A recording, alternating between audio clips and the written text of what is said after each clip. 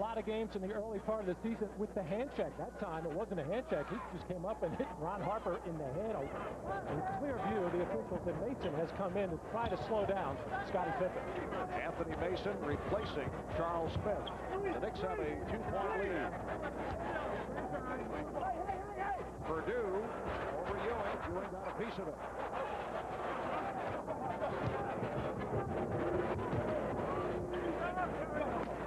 Ewing getting possession.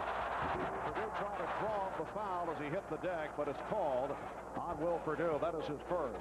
Will Purdue was very upset last year not being included on the playoff roster, mainly because he has some of his best games against New York, mainly on the offensive boards, but he has all kinds of problems trying to guard. And Patrick Ewing just does not have the quickness or the strength to deal with him. And not a different situation for Will Purdue as Ewing is able to hit over him. The Knicks now lead by 4. In the past, he would be successful because he would provide a changeup coming in after Bill Cartwright or perhaps after Bill Wellington, but now Purdue is in the starting lineup, so has to go against Ewing right from the opening tip. Cartwright's value was to wear down Patrick Ewing, but Purdue did most of his damage on the offensive boards when Michael Jordan was on this team, because that's where the focus of the defense was. Fouls called on Mason as a timeout is taken. We'll be right back. Prior to the season, even during the season, there have been reports of a possible Scottie Pippen package deal either to Seattle, Miami, Washington was mentioned, but Scottie is still a Chicago Bull. We asked him his reaction to all the trade speculation. Well, I look at it as something in the past. You know, it's something that I don't have any control of. If the management would like to trade me or whatever, then, you know, I'm going to still go out and do my best as long as I'm a Chicago Bull player.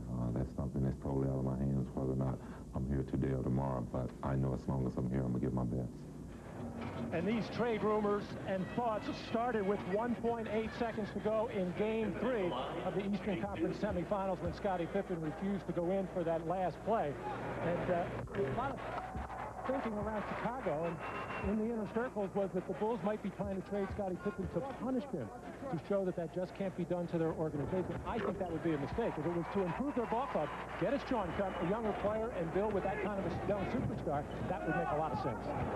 Knicks with a 17-15 lead. Here's Stark for 3. Well, John Starks with his second three-pointer, and the Knicks now lead 20-15. We talked about the Knicks shooting problems, but they are off to a good start. Here's Pippen from deep. Rebounded by Ewing. The Knicks are 9 of 15, 60% from the field as we hit the halfway point of this first quarter. Mason looking to post up. Illegal defense call for the first time on the ball. Well, Purdue with his foot on the other side of the foul line in the red painted area with Patrick Ewing above the top of the key. You just cannot straddle that line. Once you cross that line, you have to go double team. Watch Purdue's right foot on the bottom left of your screen. No double team on Anthony Mason.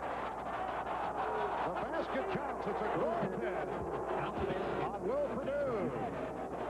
Well, Will Purdue does not get a lot of block shots, but he's patrolling the lane here right now as he went up and did touch it over the rim and also touched the rim as he hit the ball. Actually, the ball was initially blocked by personal foul. Derek Harper is first. So Charles Oakley gets credit for the field goal. Derek Harper called for the foul. Looking for the steal on B.J. Armstrong. And Harper staying in the backcourt with Armstrong. 7-point lead for the Knicks. 10 of 16 from the field here at the start. So Simpkins for Armstrong. 2-point range. And back comes Starks. The Knicks have hit their last 5 shots.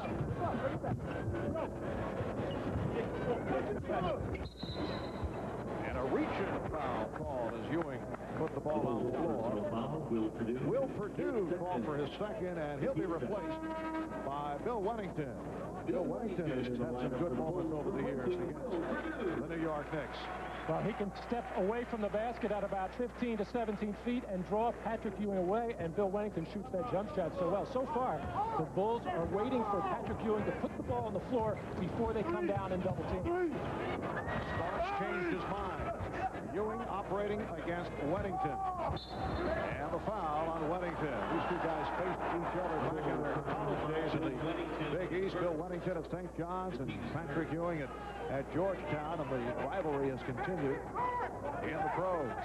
The Knicks lead by 7. We come up on 5 minutes to go in this first quarter. Ewing's pass broken up, and Oakley was fouled.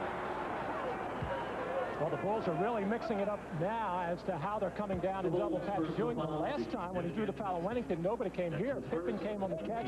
Patrick read it beautifully, looked right underneath the basket. The diver, Charles Oakley, they have been connecting well throughout the year on that particular play and look for each other very nicely. The rookie Dickie Simpkins called for the foul. Here's Hoffer for 3 and rebounded by Hoffer of Chicago. Ron Hoffer, no relation to Derek Hoffer.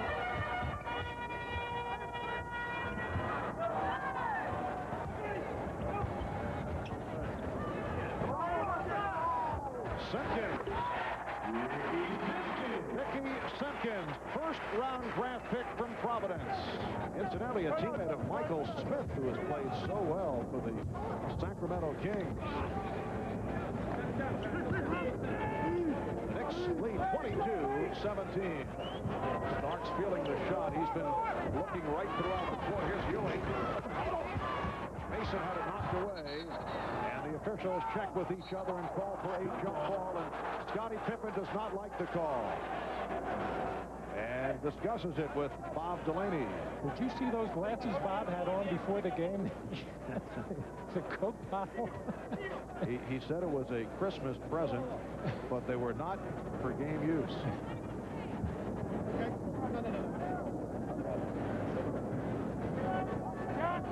So Pippen and Oakley on the jump.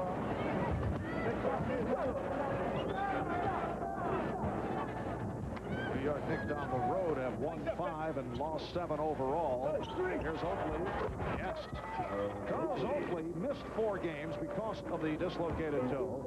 Made his return against Cleveland on Thursday and played one of his best games of the season. And he's hitting his shots here in the early going. Another Knicks steal. Starks with 3 balls getting back. Pulls it up. Knicks by 7. And Starks lost the dribble off his foot. Well, Pat Riley has been after John Stark to get involved in other phases of the game and not just rely on that jump shot. He wants John driving to the basket to try and either get a field goal, draw a foul, or make another pass. He also wants them to do more things at the defensive end as well. Bill Jackson getting set to send on Tony Kukoc, who comes off a very strong game. And Pete Myers, who has played well against the Knicks. Another bad pass, turnover number 4 by Chicago. Mason with the pull-up. Ewing with the flag.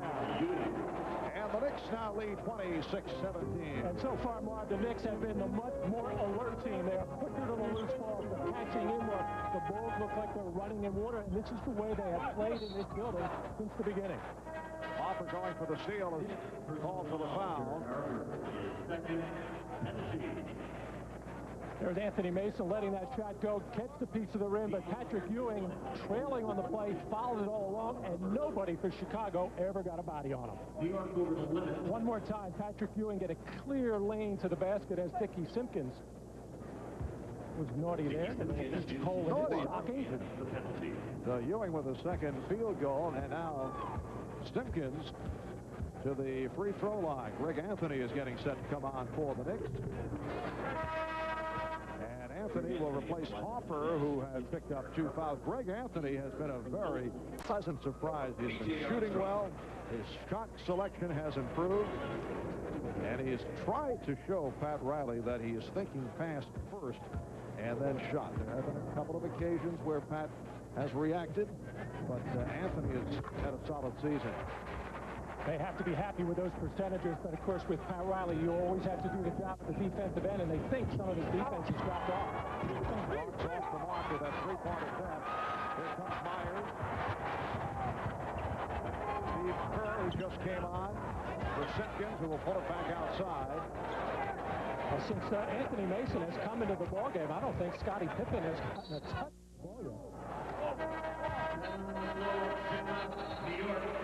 And a technical foul has been called. A technical foul on Scottie Pippen. So Scottie frustrated, didn't like a call earlier, and right here he was called for a foul, and it led to a technical foul. Timeout has also been taken, but Scottie Pippen was hot. 2:42 remaining first quarter. Mixed up defensively. John Starks winding up with Scottie Pippen. Bulls recognize it right away, try to get the post up, and Starks battling for that spot. Pushed Pippen out of there, but Pippen got called for the foul, and in his disgust,